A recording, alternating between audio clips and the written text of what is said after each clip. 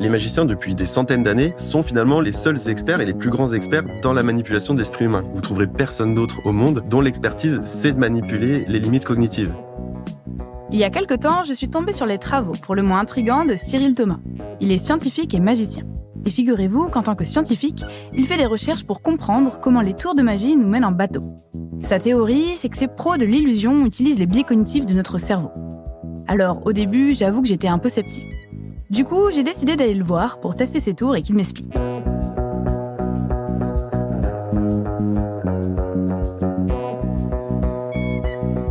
Je suis Alban Claver, journaliste à Cerveau et Psycho. Bienvenue dans Braincast, notre podcast dans lequel des scientifiques vous parlent de ce qui se passe dans leur tête et aussi dans la vôtre.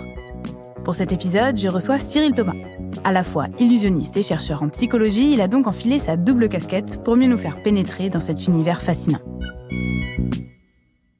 Vous cherchez à comprendre la psychologie humaine à travers l'étude de la magie. Pourquoi avoir choisi ce champ de recherche qui est quand même assez hors du commun ? En fait, moi, je suis magicien depuis ma première année de fac. Donc vraiment, sur les bancs de la fac, j'ai découvert une vidéo de magie. Quelqu'un qui manipulait les cartes et c'était très esthétique.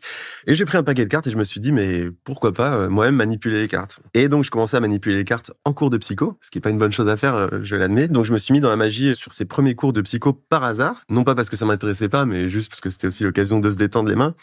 Et donc, rapidement, je me suis rendu compte qu'il y avait des liens entre les tours de magie que j'apprenais et les cours de psychologie cognitive que j'avais à la fac. Donc, la psychologie cognitive, c'est l'étude de comment l'esprit humain traite l'information du monde qui l'entoure, donc tout ce qui est perception, raisonnement, prise de décision, mémoire, apprentissage. Et vraiment, je me suis rendu compte qu'il y avait des liens entre la manière dont les magiciens manipulaient notre perception, notre attention, notre raisonnement et ce qu'on apprenait en cours. Et donc, très vite, je me suis dit, ah ouais, main dans la main, ces deux disciplines sont complémentaires, c'est top. En fait, ce qui est intéressant, c'est que les magiciens, depuis des centaines d'années, sont finalement les seuls experts et les plus grands experts dans la manipulation de l'esprit humain. Vous trouverez personne d'autre au monde dont l'expertise, c'est de manipuler les limites cognitives. Alors, les magiciens le font depuis des centaines d'années, ils le font assez intuitivement. Donc souvent, ces personnes arrivent à manipuler notre attention, notre raisonnement. On verra un petit peu après comment, on en discutera. Mais c'est pas parce que ces personnes savent manipuler le raisonnement, la perception, l'attention, qu'ils savent forcément sur quel mécanisme cognitif ça s'appuie. C'est-à-dire qu'ils le font intuitivement, ils font souvent de l'essai-erreur. C'est-à-dire que pendant leur show, ils ont affiné des techniques, mais ils ont aussi pas mal de croyances. Ils croient que, par exemple, pour détourner l'attention, il faut faire ci et ça et ça.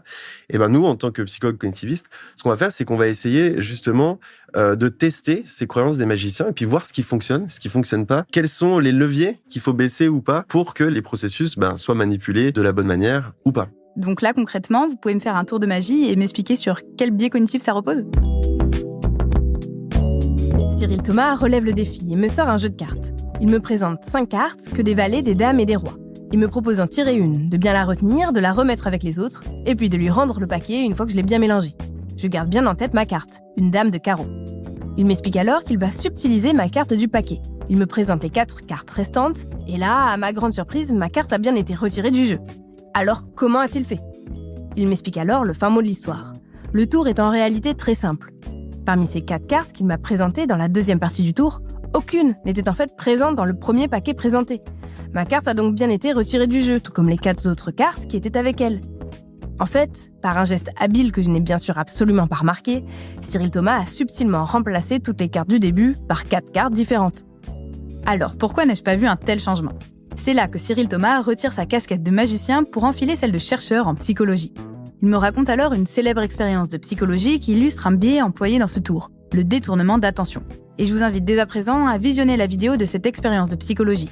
Le lien est dans la description de l'épisode. Testez, vous verrez, c'est vraiment bluffant. Juste pour rappeler l'expérience, il y a 2 équipes de basket qui se font des passes avec un ballon, une équipe blanche, une équipe noire. Et vous devez compter le nombre de passes que se fait l'équipe blanche. Et là, tout à coup, il y a un gorille qui traverse, donc une personne habillée en gorille, pas un vrai gorille, qui traverse le terrain de basket, qui se tape sur la poitrine et puis qui passe de l'autre côté. Et la plupart des gens ne détectent pas le gorille. Ils sont tellement concentrés sur les passes. Chose plus surprenante encore, c'est que parmi les personnes qui détectent pas le gorille, certaines de ces personnes ont eu leurs yeux, on voit ça avec des machines qui permettent d'analyser le mouvement oculaire. Leur regard s'est posé quelques secondes ou quelques images sur le gorille, mais ne l'ont pas détecté pour autant. Ça montre la dissociation entre notre attention et notre regard. C'est-à-dire que c'est vraiment là où on prête notre attention, même si notre regard est quelque part, qu'on va justement tirer les informations du monde. Pourquoi est-ce qu'on n'est pas attentif à tout ce qui nous entoure ? Il faut savoir que l'esprit humain, il est assez limité. C'est-à-dire que là, on a l'impression de voir le monde tel qu'il est. Là, vous me regardez, on voit la salle, la table. On a l'impression de voir le monde tel qu'il est. Sauf qu'en réalité, en fait, notre cerveau, il est très limité. Étant limité, c'est comme une machine qui a des capacités limitées. Il va traiter qu'une partie des informations du monde qui l'entoure. On peut pas tout traiter, parce que sinon, notre cerveau, c'est comme une machine qui aurait trop d'infos à traiter, il exploserait, entre guillemets. Donc, du coup, on va devoir sélectionner les informations les plus pertinentes de l'environnement. C'est à ça que sert l'attention. L'attention, c'est comme une lampe torche qui va sélectionner dans notre environnement les informations les plus importantes, qui va nous permettre justement de fonctionner à l'économie, c'est-à-dire prendre que ce qui est essentiel et pas le reste. Et pourtant, nous, on n'a pas l'impression d'avancer dans un monde noir avec une lampe torche. Alors, pourquoi est-ce qu'on a l'impression de vivre dans un monde qui est fluide, où on a l'impression de tout traiter ? C'est parce qu'en fait, notre cerveau, il va compléter les informations manquantes sur la base de ses connaissances.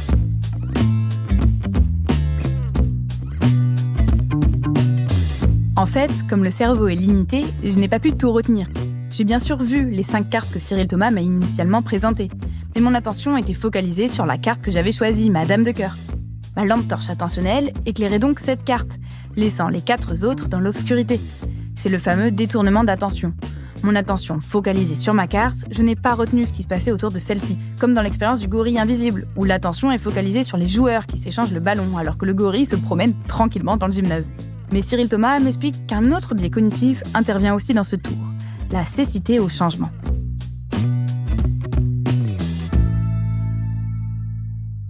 C'est quelque chose d'assez fascinant. Il y a une étude qui montre qu'en gros, il y a l'expérimentateur qui est dans la rue, qui demande son chemin à une personne. Et puis, tout à coup, les 2 personnes sont interrompues par des messieurs qui portent une porte, qui traversent. Donc, ils sont interrompus et puis la porte passe entre les 2 personnes. Donc, il y a une occlusion à un moment donné au niveau visuel, on voit plus la personne. Et en fait, d'une manière subtile, l'expérimentateur va être échangé lorsque la porte passe par un nouvel expérimentateur qui continue à demander son chemin. Eh bien, la plupart des gens en face ne détectent pas. Ça montre aussi, alors c'est autre chose, mais à quel point notre mémoire visuelle, elle est vraiment très pauvre et très courte. C'est-à-dire qu'en fait, vous mémorisez pas mal d'informations à l'instant T, mais quelques millisecondes après, vous avez retenu que l'essentiel. C'est une personne, un homme. Évidemment, si vous changez pour une femme, vous allez le détecter. Mais si vraiment, globalement, la personne reste un homme d'un certain âge, masculin, avec des fringues à peu près pareilles, vous n'allez pas le détecter parce que vous avez juste retenu l'essentiel. Donc ça montre encore une limite de l'esprit humain, et les magiciens manipulent justement l'ensemble de ces limites assez efficacement depuis des années. Ok, alors essayons de reprendre. Le cerveau est limité. D'abord, je ne vois réellement que ce sur quoi je suis attentive. Et en plus de ça, je ne retiens que l'essentiel. Car la mémoire visuelle à court terme a elle aussi des capacités limitées. Nous mémorisons beaucoup d'informations à un instant donné, mais ne retenons au final que l'essentiel. Si un passant me parle dans la rue, je vais certainement retenir qu'il s'agit par exemple d'une dame de la quarantaine, habillée d'un gros manteau. Mais c'est tout. Remplacez-la par une autre dame du même âge, et je ne le remarquerai même pas. Nous disposons tous de ce biais, la cécité au changement. C'est notre incapacité à détecter un changement, pourtant évident, qui a lieu dans notre environnement. Dans le cas du tour de la carte, j'ai donc retenu l'essentiel, ce sur quoi se portait mon attention. La carte que j'ai choisie mentalement, une dame de cœur. Mais pour toutes les autres, je n'avais qu'une vague idée de ce à quoi elles ressemblaient. Des dames, des valets, des rois. Autant vous dire que quand Cyril Thomas a échangé le paquet de cartes contenant lui aussi d'autres dames, valets et rois, mais de couleurs différentes, je n'y ai vu que du feu. Mais quand même, une chose me titille. Donc là, vous venez de remplacer le premier jeu de cartes par un deuxième, et pourtant, je regardais bien attentivement et je n'ai rien vu. Comment c'est possible ? Comment est-ce que j'ai pu me faire berner comme ça ? Alors c'est une bonne remarque, effectivement, il y a cette nuance dans le tour de magie où on s'attend à ce qu'il se passe quelque chose, mais là où sont très forts les magiciens et les magiciennes, c'est que là où les expériences de psychologie marchent sur 75% des gens, c'est déjà très bien, un tour de magie, il faut que ça marche sur 100% des gens. Et ça, c'est très compliqué. Ce qui montre d'ailleurs leur expertise et pourquoi c'est peut-être intéressant de les étudier pour se dire comment ils arrivent à être si efficaces, sur quoi ils s'appuient en termes de limites pour être si efficaces. Les magiciens ont cette capacité à savoir quelles sont vos attentes, même pendant le tour de magie.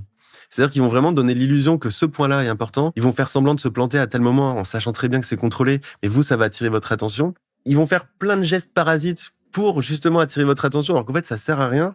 Parce qu'ils savent que vu que vous êtes aux aguets des moindres gestes suspects, ils vont faire des gestes suspects. Les magiciens sont très forts pour ça. Ils utilisent certains outils, comme ce qu'on appelle à l'époque le regard magnétique. C'est Robert Houdin, qui est le père de la magie moderne en France, qui est décédé, mais qui disait lui-même qu'en fait, le magicien, il avait cette capacité à avoir un regard magnétique.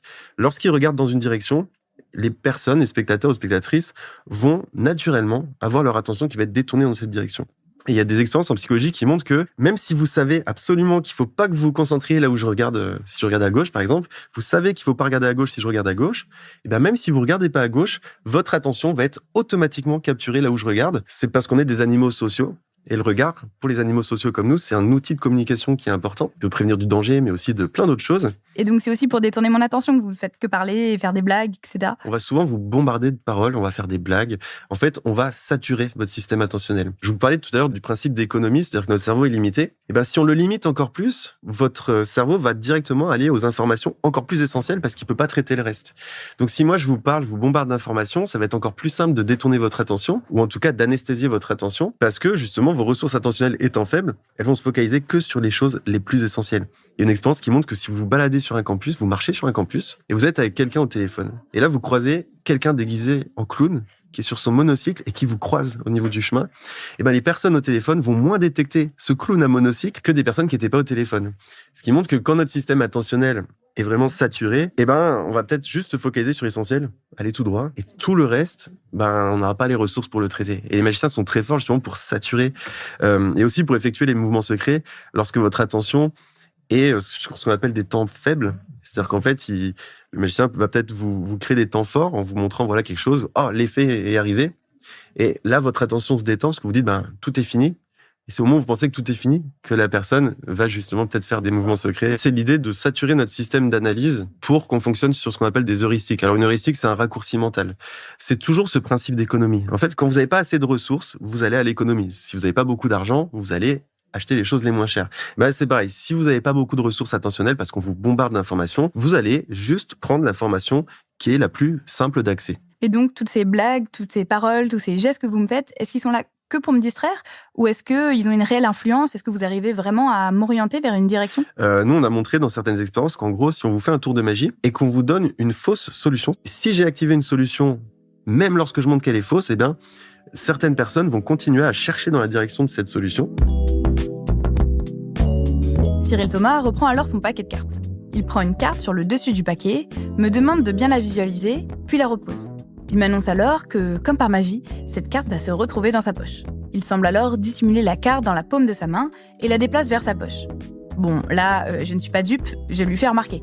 Il ouvre alors sa main et je suis perplexe, aucune carte n'y est dissimulée. Étrange. Et voilà qu'il sort de sa poche une carte, exactement celle que j'avais vue dans le paquet. J'avoue ne pas bien saisir le superfuge. Je n'ai pas le truc. Je pensais qu'il allait déplacer la carte du paquet vers sa poche, mais en ouvrant sa main, il m'a prouvé que ce n'était pas le cas. En fait, je n'ai pas envisagé une autre possibilité pourtant évidente, qu'un double de la carte ait été présente dans sa poche dès le début. J'ai été dupée par mon propre cerveau. C'est comme un détournement d'attention mentale. Ils vont se dire, alors attends, ok, il l'avait pas dans la main, mais cette carte, elle est unique. Alors il a dû la faire voyager avec autre chose que sa main, peut-être dans sa manche. Et en fait, le raisonnement va être biaisé par une information qui est fausse. Vous savez qu'elle est fausse, mais vu que ça a été activé, vous allez continuer à chercher dans cette direction. C'est aussi un principe d'économie. En fait, quand j'active une idée dans votre tête, même si vous savez que cette idée est fausse, c'est beaucoup plus simple d'aller chercher dans la direction de cette idée parce qu'elle a déjà été activée, que de prendre des ressources pour éteindre cette idée, pour l'inhiber et pour aller chercher dans une autre direction. Et les fake news, c'est pareil. Il y a des études qui montrent que même si vous savez qu'une information est fausse, d'une certaine manière, elle reste un peu plus active que si elle n'avait jamais été activée dans votre esprit. Et ça, c'est dangereux. Et c'est certainement d'autant plus vrai que vous n'avez pas de système de pensée ayant assez de ressources pour réfléchir. Si on vous anesthésie avec plein d'informations, vu que vous pouvez pas réfléchir, vous retenez que ces infos, et même si vous savez qu'elles sont fausses, et ça c'est compliqué, même dans le milieu judiciaire, si on a cru pendant des années qu'une personne était coupable, et qu'après, sans équivoque, on montre que cette personne n'est pas coupable, le problème c'est que cette personne, on lui a placé sur sa propre personne pas mal de choses qui prouvaient qu'elle était coupable. Du type, c'est vrai que finalement, cette personne a la tête du parfait coupable, ou de la parfaite coupable. C'est vrai qu'il a des comportements bizarres. Puis ensuite, on se dit, mais non, cette personne n'est pas coupable. L'idée que cette personne a une tête de coupable et qu'elle est un peu bizarre, ça va peut-être rester actif parce que ça a été activé par la mauvaise idée de base. En fait, dans leur tour, les magiciens peuvent implanter dans notre esprit une fausse piste pour nous induire en erreur. Dans le monde de la prestidigitation, on parle du principe de la fausse solution, qui se rapproche beaucoup de ce que l'on appelle en psychologie l'effet Einstellung. C'est un effet qui montre que lorsqu'on fait face à une situation où l'on croit pouvoir appliquer nos méthodes habituelles, on reste le plus souvent aveugle aux autres méthodes, qui sont pourtant bien plus simples. J'ai donc moi-même été victime de cet effet. Je suis restée sur l'idée qu'il tentait de déplacer la carte du tas vers sa poche, sans même envisager que tout son tour était préparé à l'avance, et qu'il y avait en fait un double de la carte caché dans sa poche depuis le début du tour. Bon, avec tout ce que vous venez de me raconter, j'ai vraiment l'impression qu'on est très influençable. Alors, Pourquoi est-ce qu'on a tous ces biais cognitifs ? Est-ce que vous pouvez m'expliquer ? Vraiment, faut se dire que plus on prend le temps de réfléchir, moins on est influençable. Mais c'est coûteux. C'est-à-dire que si on prend ce qu'on appelle encore une fois des heuristiques, c'est des raccourcis qui fonctionnent au quotidien. Tout ce que je vous dis depuis tout à l'heure, c'est pas mauvais. C'est-à-dire le fait de filtrer l'information, d'avoir notre attention qui capture les bonnes choses pertinentes. Tout ça fonctionne en général. Fonctionner à l'économie, c'est bien. Si quand je choisis un pain au chocolat, j'étais bloqué devant le truc en me disant celui-là il est plus accessible, en même temps celui-là est un peu plus gros. Il y a d'avoir vachement plus de chocolat dans celui-là. Je vivrai plus, c'est compliqué. Donc oui, je vais prendre bêtement le premier qui me vient. Mais j'aurais gagné du temps et c'est pas grave. Et généralement ça fonctionne. C'est juste que ce que font les magiciens, c'est qu'ils vont exploiter les choses qui fonctionnent au quotidien, qui sont vraiment des raccourcis qui sont adaptatifs, et détourner ces choses adaptatives sur les limites, qui sont assez rares. Parfois, ça fait qu'on se plante, qu'on commet des erreurs, à leur avantage. Mais retenez bien que vraiment, toutes ces choses sont adaptatives. C'est une super manière d'agir que de fonctionner à l'économie quand on est limité. Et c'est pas grave, tout est limité dans le monde, on en fait partie aussi. Évidemment qu'on a nos limites, mais on est hyper adapté, c'est cool. Par exemple, le magicien fait semblant de lancer une pièce en l'air. Puis en fait, il la garde dans la main. Et on s'est rendu compte que face à cette illusion, il y a plein de gens qui voient la pièce partir en l'air. Ils anticipent ce qui va se passer et ils vont voir ce qu'ils croient. Ils vont pas croire ce qu'ils voient, ils voient ce qu'ils croient. C'est-à-dire, ils s'attendent tellement à ce qu'elle monte qu'ils la voient. Ils ont l'image mentale de la pièce qui s'élève en l'air. C'est excellent. Et ça, pareil, c'est adaptatif d'anticiper. C'est-à-dire, quand vous traversez la rue, il vaut mieux imaginer que la voiture est un peu plus proche de vous que se dire, non, c'est bon, j'ai largement le temps, je traverse. Non, c'est des biais qui nous protègent. Bon, que retenir de cet entretien ? Eh bien déjà que je me suis fait avoir comme un bleu. Car mon cerveau, comme le vôtre, a ses limites et comporte de nombreux biais cognitifs. D'abord, je ne vois véritablement que là où mon attention est focalisée, comme une lampe torche qui n'éclaire qu'à un point précis à un instant donné alors que le reste de la scène reste dans la pénombre. Ma mémoire visuelle à court terme est elle aussi limitée. Nous mémorisons beaucoup d'informations à un instant donné, mais ne retenons que l'essentiel. Et puis une grande partie du monde que je crois percevoir est en réalité reconstruite par mon esprit. Ces limites, dont Cyril Thomas ne nous a présenté que quelques exemples, sont la plupart du temps parfaitement adaptatives. Imaginez devoir mémoriser le visage de chaque passant dans la rue. L'effort mental serait énorme. Notre cerveau simplifie et économise de l'énergie. Mais ces limites, vous l'aurez compris, les magiciens savent très bien les exploiter. En revanche, plus on prend le temps de réfléchir, moins on est vulnérable à ces raccourcis mentaux. C'est pourquoi un bon magicien ne doit pas vous laisser le temps de trop cogiter. Il cherche au contraire à saturer votre système attentionnel, avec des gestes, des paroles rapides ou des blagues. Notre cerveau reçoit une multitude d'informations en simultané. Il est submergé et privilégie alors l'information la plus facile qu'il a, celle que le magicien lui indique par exemple. Alors bien sûr, si on prenait le temps de bien disséquer le tour, on verrait le truc. Mais on est bien d'accord, ce serait aussi bien moins amusant. Alors personnellement, je laisse ce travail à Cyril Thomas, et je continuerai de m'émerveiller à chacun de ses tours.